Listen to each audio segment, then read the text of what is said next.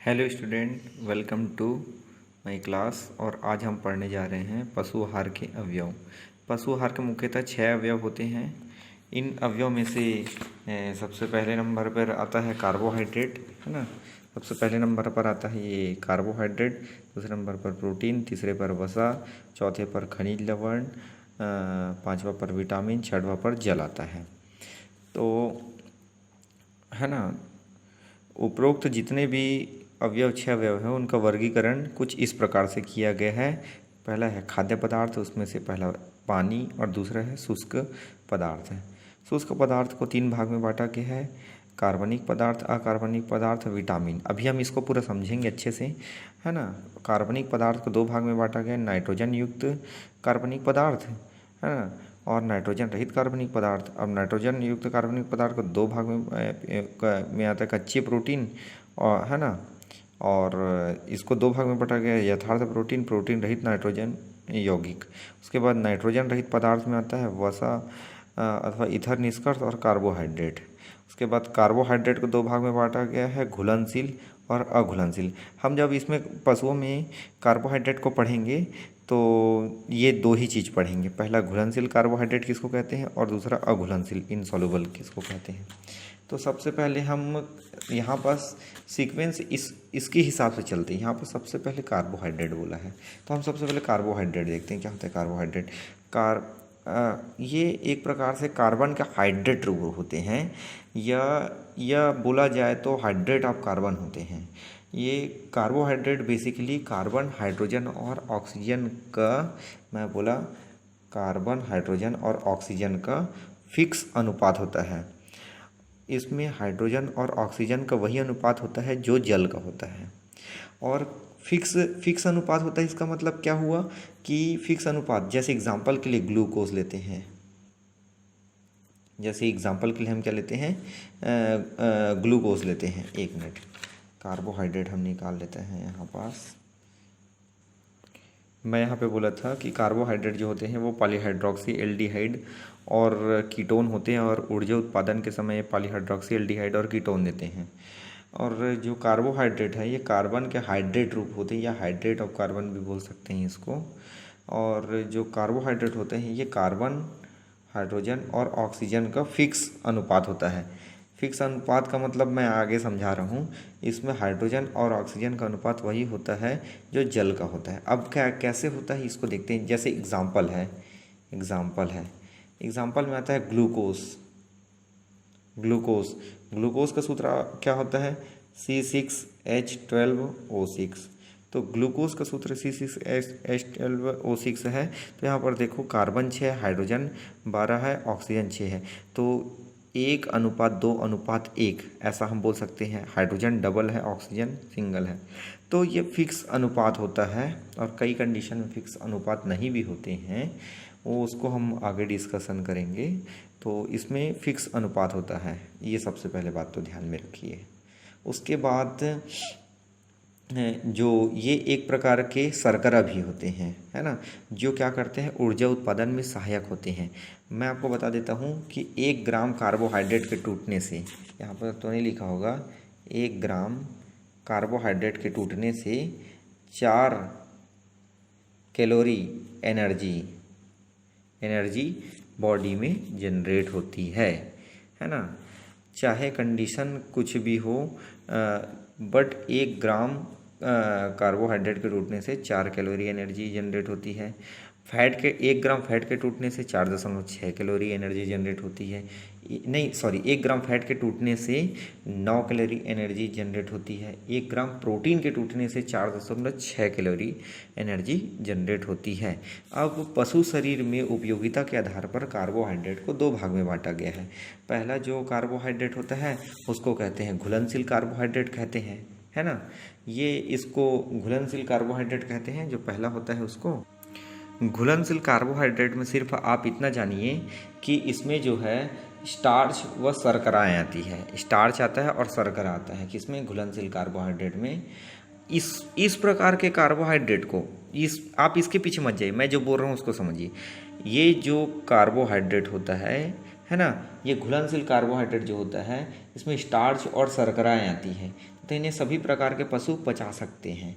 ये कार्बोहाइड्रेट अनाज एवं इनके जो उपजात होते हैं, बाय प्रोडक्ट होता है, जैसे गेहूं का चोकर, चावल का चोकर, चूनी, दालों के छीलन, उपजात, ये सभी चीज़ों में पाए जाते हैं। ये घुलनशील कार्बोहाइड्रेट जो होते हैं, ठीक है। और दूसरा चीज़ ध्यान में रखना है ना, कि ये जो कार्बोहाइड्रेट होते हैं, कौन से घुलनशील कार्बोहाइड्रेट जो होते हैं, है ना, ये बहुत सारी चीज़ों में परिवर्तित होते हैं, ठीक है। और ये किस्में कितने पाए जाते हैं, जैसे अनाज के दाने में 60 से 72% होता है ना। अनाज के उपजात में 40 से 60% होते हैं। दो दली बीज, तेली बीज, खाने खली और सूखे घास भूसा आदि में 25 से 50% होते हैं। हरी घासें साइलेज में 5 से 20% होते हैं। और उसके बाद से आता है दूसरा है क्रूड फाइबर या तंतुमय पदार्थ, या इसी को हम बोल सकते हैं दुष्पचनीय कार्बोहाइड्रेट। दुष्पचनीय, है ना, तो इसको हम दुष्पचनीय कार्बोहाइड्रेट कहेंगे कि इसको क्रूड फाइबर। ये सख्त होते हैं, कड़े होते हैं, ठीक है। और ये पौधे के वह भाग जो सख्त, कठोर एवं रेशे वाले होते हैं दुष्पचनीय कार्बोहाइड्रेट कहलाते हैं या तंतुमय कार्बोहाइड्रेट कहलाते हैं। इन कार्बोहाइड्रेट में सेल्यूलोज तथा लिग्निन ज़्यादातर पाए जाते हैं। क्या क्या पाए जाते हैं, सेल्यूलोज पाए जाते हैं, और ये देखो लिखा है सेल्यूलोज और लिग्निन उपस्थित होते हैं, ठीक है। इस प्रकार के कार्बोहाइड्रेट सिर्फ जुगाली करने वाले पशु ही पचा सकते हैं। अब बात आता है जुगाली करने वाले ही पशु क्यों पचा सकते हैं, दूसरे पशु क्यों नहीं पचा सकते। तो जुगाली करने वाले पशु इसलिए पचाते हैं, ध्यान से समझना, क्योंकि जुगाली करने वाले पशुओं के अमाशय मतलब अंदर में एक ऐसा अमाशय होता है जिसका नाम होता है रुमेन, और इसका बल्की नेचर होता है, मतलब ज़्यादा मात्रा में स्टोरेज करने की रुमेन में क्षमता होती है। तो ये ज़्यादा मात्रा में क्षमता होती है और इसके अंदर किण्वन होता है। किण्वन यानी फर्मेंटेशन होता है, किण्वन। तो जटिल शर्करा का अम्ल के रूप में परिवर्तित होना, है ना, तो इसको किण्वन कहते हैं। किण्वन में क्या है, रूप परिवर्तित होता है। तो दरअसल में एग्जाम्पल के लिए आप सुने होंगे दूध से दही का बनना, लेकिन हम यहाँ पास दूध से दही नहीं बना रहे हैं, हम यहाँ पास क्या कर रहे हैं, किण्वन कई टाइप के होते हैं, एसिटिक एसिड, लैक्टिक एसिड, बहुत सारे टाइप के किण्वन होते हैं। अब डेफिनेशन में ऐसा बोला जाए तो एक प्रकार से fermentation typically refer to the conversion of sugar to acid. यहाँ पर शुगर से एसिड बना रहे हैं। Presence of yeast and bacteria इस प्रोसेस कॉल्ड बाय जाइमोलॉजी। तो ये जाइमोलॉजी का प्रोसेस है। और किण्वन में होता ये है कि जो पशु भोजन को संग्रहण करता है, किसमें, रुमेन में, जो उसका प्रथम अमाशय होता है, वहाँ क्या होता है, वहाँ जो प्रोटोजोआ पाए जाते हैं, है ना, ये सभी उस खाद्य पदार्थ को किण्वन करते हैं, ठीक है। तो ये दुष्पचनी जो कार्बोहाइड्रेट होता है वो जुगाली करने वाले पशुओं में ही पचाया जा सकता है, क्योंकि किण्वन के पश्चात उसको पशु क्या करता है, रात में रूमेंटिंग करता है, तब उसको बाहर निकालता है, बाहर निकालने के बाद फिर से चापता है, उसके बाद फिर रूमेन से होते हुए रेटिकुलम में भेजता है, फिर ओमेसम, एवोमेसम, उसके बाद सीकम कोलन रेक्टम में जाता है, डियोडिनम, जिजुनम, इलियम में जाता है, फिर उससे होते हुए सीकम कोलन रेक्टम से होते हुए बाहर निकल जाता है मल या गोबर बनकर।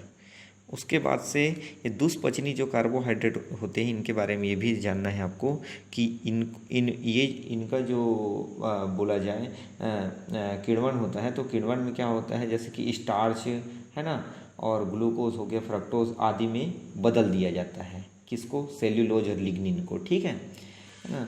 इस प्रकार के कार्बोहाइड्रेट जो है भूसा में, पैरा में, अनाज के छिलके तथा डंठल आदि में पाए जाते हैं। तो आपको समझ आ गया होगा कि ये तंतुमय पदार्थ या दुष्पचनी कार्बोहाइड्रेट क्या होते हैं। तो ये कार्बोहाइड्रेट के बारे में इतना ही जानेंगे। उसके बाद है विटामिन, है ना, विटामिन। तो विटामिन में क्या होता है, विटामिन जो होता है वो दो प्रकार के होते हैं। एक होता है वसा में घुलनशील होते हैं, दूसरा होता है जल में एक होता है वसा में घुलनशील होता है और दूसरा होता है जल में घुलनशील होता है। तो वसा में घुलनशील क्यों है, ADE और जल में घुलनशील क्या है, B और C है। तो विटामिन ए को क्या कहते हैं, रेटिनॉल कहते हैं। विटामिन ए को रेटिनॉल कहते हैं। और इसकी कमी से नाइट ब्लाइंडनेस या अंधापन रोग होता है ना। और इसकी सबसे अधिक मात्रा ऐसे ह्यूमन डाइट में अगर देखा जाए तो आम में पाया जाता है। बट इसको अगर हम ऐसे देखें तो पशुओं के लिए सोर्स तो ये क्रूड लिवर ऑयल में पाया जाता है, मछली के तेल में पाया जाता है, अंडा में, खीस में पाया जाता है। ठीक है। और इसकी कमी से क्या होता है, रतौंधी रोग होता है, इसको नाइट ब्लाइंडनेस या अंधापन कहते हैं। और विटामिन बी जल में घुलनशील है, विटामिन सी जल में घुलनशील है।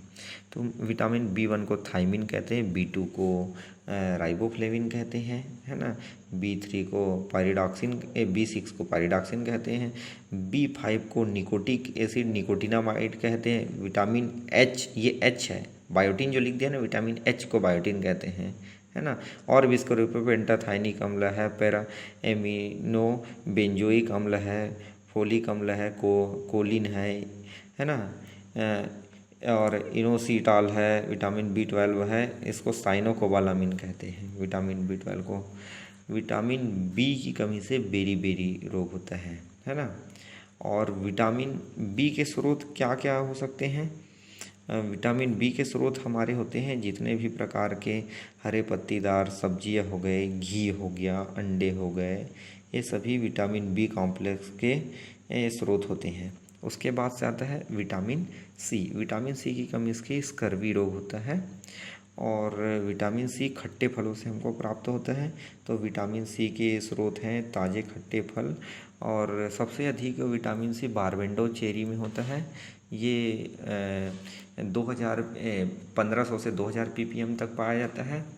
और उसके बाद सेकंड नंबर में आंवला का नंबर आता है, तो आंवला में 600 ppm पाया जाता है। उसके बाद आता है विटामिन के को कहते हैं फाइलोक्विनिन कहते हैं। इस डिलेड क्लॉटिंग की समस्या आती है, मतलब अगर कहीं पर लग जाता है तो खून बहते रहते हैं, उसमें थक्का धीरे जमता है, तो विटामिन के की कमी से होता है। ये हरे चारे सब्जियों से मिलता है। विटामिन ई को टोकोफिनॉल कहते हैं। इसकी कमी से बांझपन रोग या स्टिलिटी डिसीज होता है।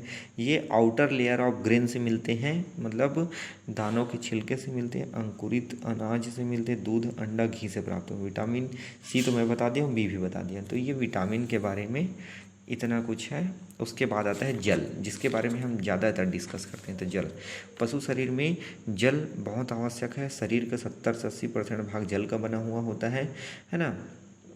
दूध के 81 से 86% भाग में पानी होता है। सबसे पहले बात, पानी से ही पशु के शरीर की समस्त क्रिया संचालित होती हैं, और पानी से ही पशुओं में विभिन्न प्रकार की चय क्रिया, मेटाबॉलिज्म एक्टिविटी जो है निरंतर चलती रहती है।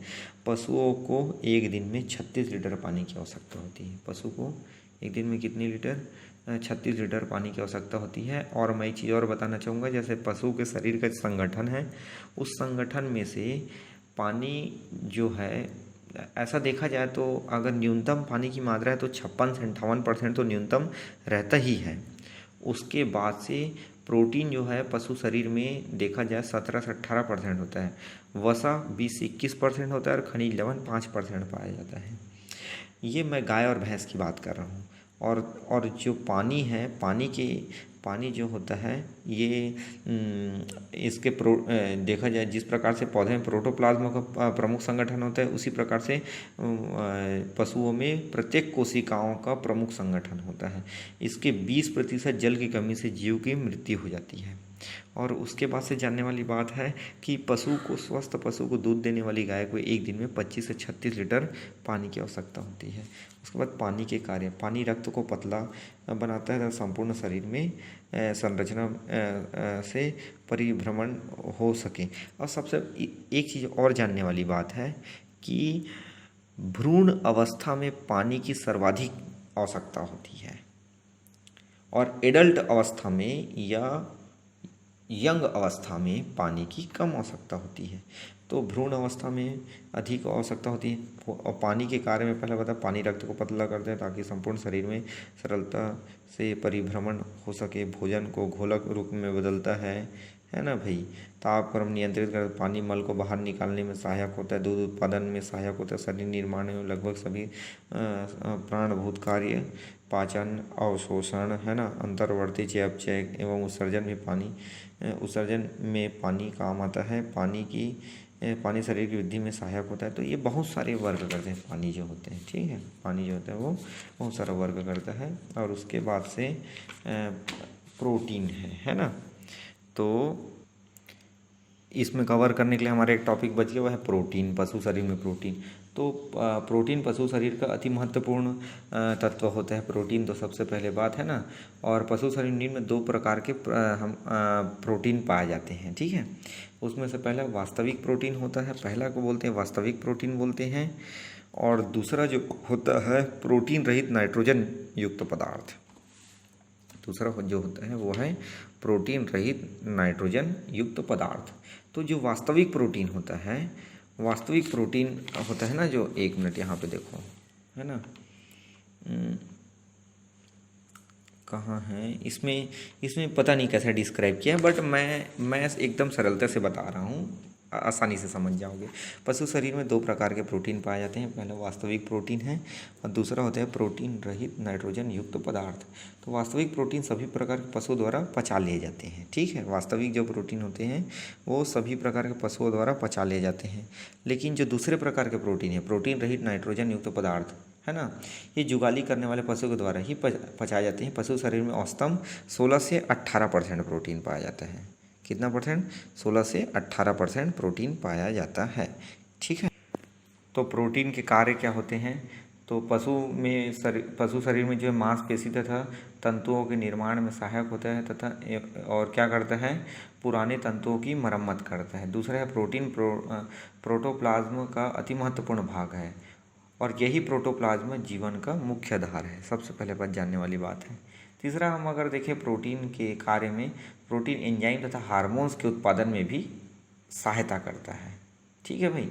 अंडा उत्पादन, मांस उत्पादन, दूध उत्पादन, ऊन उत्पादन, ये सभी उत्पादन के लिए प्रोटीन की आवश्यकता होती है। हेयर्स एंड देखो, ये हेयर्स होते हैं और ये नेल्स होते हैं, इनके प्रोटीन के सोर्स क्या है? कैरोटीन। कैरोटीन का मेजर सोर्स क्या है? कैरोट। इसी प्रकार से हर अलग अलग प्रकार के प्रोटीन होते हैं। इसमें से हम पशु में अगर बात करें तो अंडा, मांस, दूध और ऊन सब उत्पादन के लिए, है ना, अलग अलग प्रकार के प्रोटीन की आवश्यकता होती है। तो इसमें से ये प्रोटीन के कारण ही इन सभी चीज़ों का उत्पादन होता है। प्रोटीन अमीनो अम्लों की पूर्ति करने में भी सहायक होते हैं, क्योंकि बिकॉज प्रोटीन इज़ बेसिकली, जो प्रोटीन होते हैं वो एमिनो एसिड ही होते हैं, ठीक है। प्रोटीन के द्वारा त्वचा, बाल, खुर, सींग आदि के निर्माण में भी सहायता होती है, ठीक है। तो ये रहा प्रोटीन। और एक चीज़ है इसमें, वसा या ईथर निष्कर्ष, ये जो इसको समझने हैं, वसा या ईथर निष्कर्ष, ये क्या होता है? वसा पशु शरीर में ऊर्जा प्राप्ति का एक सोर्स होता है, ठीक है। यह कार्बोहाइड्रेट और प्रोटीन की तुलना में लगभग ये जो है 2 गुनी अधिक ऊर्जा देती है, है ना। वसा शरीर में क्या क्या काम करता है? यह शरीर का एक महत्वपूर्ण संगठन है, ठीक है, जिसमें 17 से 26% तक वसा रह सकती है। वसा शरीर में एक सुरक्षा परत बनाती है, ठीक है ना, जो शरीर में तापक्रम को क्या करता है? नियंत्रित करती है, ठीक है। और इमरजेंसी के समय में क्या करती है? ये शरीर को ऊर्जा प्रदान करती है, ठीक है। और क्या करता है वसा के द्वारा कुछ आवश्यक वसी अम्ल जैसे लिनोलिक हो गया, आर्चिडोनिक हो गया, है ना, शरीर में उपलब्ध होते रहते हैं। और वसा कैरोटीन और कैल्शियम के अवशोषण में भी सहायक होता है, ठीक है। तो इतने हैं इसके काम, किसके? वसा और ईथर निष्कर्ष के, ठीक है। तो ये है। तो आज का क्लास यहीं तक समाप्त करते हैं। उम्मीद करता हूँ आप लोगों को समझ आया होगा, और अगर नहीं समझ आया, कहीं पर अटक रहे हैं, तो इस वीडियो को रिवाइज़ करके बार बार देखिए। Thank you.